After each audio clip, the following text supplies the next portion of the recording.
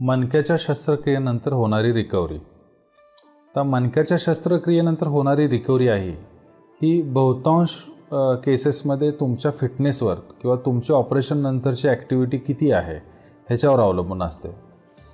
तुम्हाला असं दिसून येईल की जेव्हा तुमचं ऑपरेशन होतं किंवा ऑपरेशनमधून जेव्हा तुम्ही जागे होतात तेव्हा तुम्हाला बऱ्याच नळ्या बसवलेल्या असतील. त्याच्यामध्ये एक लघवी सुलभ होण्यासाठी युरिनरी कॅथेटर किंवा तुम्हाला औषधं देण्यासाठी इंट्राकॅथ किंवा सलाईन, आणि तिसरं म्हणजे ऑपरेशनच्या जागी जो काही द्रव जमा होतो आहे किंवा ब्लड जमा होतं तर तो बाहेर काढण्यासाठी ठेवलेलं ड्रेन.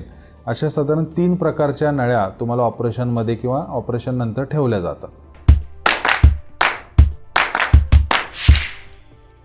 नमस्कार, मी doctor Ravindra Patil, consultant neurosurgeon and director Samarth neuro and super speciality hospital, Sangli Miraj road, Miraj. Samarth hospital हे सांगली मिरज परिसरातील पहिलं 100 बेडचं सुपर स्पेशालिटी हॉस्पिटल, जे की फक्त मेंदू, मणका आणि अपघाताच्या रुग्णांसाठी सदैव तत्पर आहे. वेदना. शस्त्रक्रियेनंतर ताबडतोब तुम्हाला ऑपरेशनच्या जागेच्या आसपास वेदना होतात किंवा तुम्हाला वेदना कमी करणारी औषधं दिली जातात. मूळ वेदना म्हणजे ज्याच्यासाठी मणक्याची शस्त्रक्रिया करण्यात आली होती ती सहसा लगेच सुधारते. वेदना आणि हा थकवा पूर्णपणे नाहीसा होण्यासाठी काही केसेसमध्ये अगदी 6 आठवड्यापर्यंत वेळ लागू शकतो. टाके. तुमच्या मणक्याच्या शस्त्रक्रियेदरम्यान तुम्हाला टाके किंवा स्टेपल्स असतील. जेथे विरघळणारे टाके वापरले जातात त्यांना काढण्याची गरज नाही.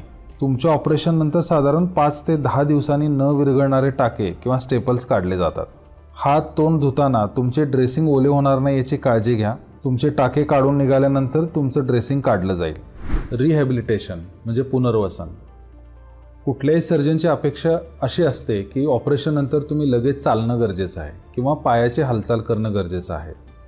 आता ह्याचा रिकव्हरीला तर फायदा होतोच, त्याचबरोबर रक्ताच्या गुठळ्या होणं म्हणजे ज्याला आम्ही डीप वेन थ्रॉम्बोसिस असं म्हणतो, तर हे कॉम्प्लिकेशन टाळण्यासाठी त्याची गरज असते. अर्थात ह्या चालण्याच्या प्रक्रियेमध्ये किंवा उभा राहण्याच्या प्रक्रियेमध्ये फिजिओथेरपिस्टचा रोल हा अत्यंत महत्त्वाचा असतो आणि ह्या सगळ्या रिकव्हरी प्रोसेसमध्ये ते तुम्हाला मदत करतील. घरी जाणे. तुमच्या ऑपरेशननंतर साधारणतः 1 ते 4 दिवसांनी तुम्ही घरी जाण्याला सक्षम असाल. तुम्हाला हॉस्पिटलमध्ये किती काळ राहावं लागेल हे तुमची कुठली शस्त्रक्रिया झाली आहे आणि तुमचं स्वतःचं आरोग्य कसं आहे ह्याच्यावर अवलंबून असतं.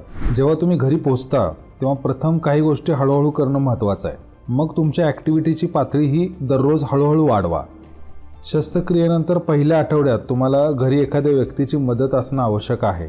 जर तुम्ही ॲक्टिव्ह असाल तर तुमची बरी होण्याची स्पीड वाढेल. तुमच्या फिजिओथेरपिस्टने सांगितलेले व्यायाम हे जरूर करा, पण एका वेळी 15 ते 20 मिनिटापेक्षा जास्त वेळ एकाच स्थितीत बसू किंवा उभे राहू नका, कारण यामुळे तुम्हाला जड होणं किंवा दुखू शकतं. चालणं हा सक्रिय म्हणजे ॲक्टिव्ह राहण्याचा एक चांगला मार्ग आहे, परंतु जोपर्यंत तुम्हाला बरं वाटत नाही तोपर्यंत तुम्ही दैनंदिन कामं करत असताना जड उचलणं किंवा अचानक वळणं, वाकणं हे सगळं टाळलं पाहिजे. तुमची तब्येत कशी आहे आणि ती सुधारत आहे की नाही हे तपासण्यासाठी तुमच्या ऑपरेशननंतरच्या आठवड्यामध्ये तुम्हाला 1 किंवा जास्त वेळा फॉलोअप भेटीसाठी हॉस्पिटलमध्ये परत बोलावलं जाऊ शकतं. तर काम.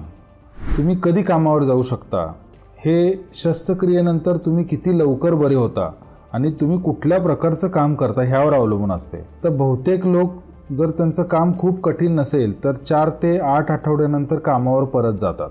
पण समजा तुमच्या नोकरीमध्ये ड्रायव्हिंग करणं किंवा जड वस्तू उचलणं किंवा इतर काही कठीण कामं असेल तर काही वेळा अगदी 3 ते 6 महिन्यापर्यंत तुम्हाला काम बंद ठेवायला लागतं. तर ड्रायव्हिंग. गाडी चालवण्याआधी तुम्ही पेनकिलर जी औषधं आहेत ना ती सगळी तुमची बंद व्हायला पाहिजेत, कारण बऱ्याच वेळा अशा काही औषधामुळं तुम्हाला तंद्री किंवा झोप येऊ शकते. तुम्ही ड्रायव्हिंगच्या स्थितीमध्ये आरामदायक असणं खूप महत्त्वाचं आहे. त्याचबरोबर तुम्हाला कुठल्याही वेदना नाही आहेत ह्याची पूर्ण खात्री करून घ्या. तर ॲक्च्युली तुम्ही ड्रायव्हिंग सुरू करण्याच्या अगोदर जर तुम्ही खुर्चीमध्ये बसून त्याचा सराव केला तर ते जास्त बरं राहील. जर तुम्हाला दुचाकी म्हणजे स्कूटर किंवा बाईक चालवायची असेल तर तुमच्या डॉक्टरांना विशेषतः स्कूटर चालवण्याबद्दल मात्र नक्की विचारून घ्या. ऑपरेशन नंतरच्या रिकव्हरी पिरियडमध्ये समजा इमर्जन्सी डॉक्टरांची मदत कधी लागू शकते, तर त्याची लक्षणं म्हणजे एक तर टाके तुटणं किंवा ऑपरेशनच्या जागी ड्रेसिंग ओलं होणं किंवा तिथं रक्त येणं, त्याचबरोबर मलमूत्राचा कंट्रोल कमी होणं, पायाची ताकद कमी होणं. त्याचबरोबर समजा तुमच्या शरीराच्या काही भागामध्ये अगदी तीव्र वेदना होत असतील, जसं की पाय, पाठ किंवा हातामध्ये, किंवा एखाद्या शरीराच्या भागामध्ये संवेदना कमी झाल्या तरी तुम्ही त्वरित डॉक्टरांचा सल्ला घ्यायला पाहिजे.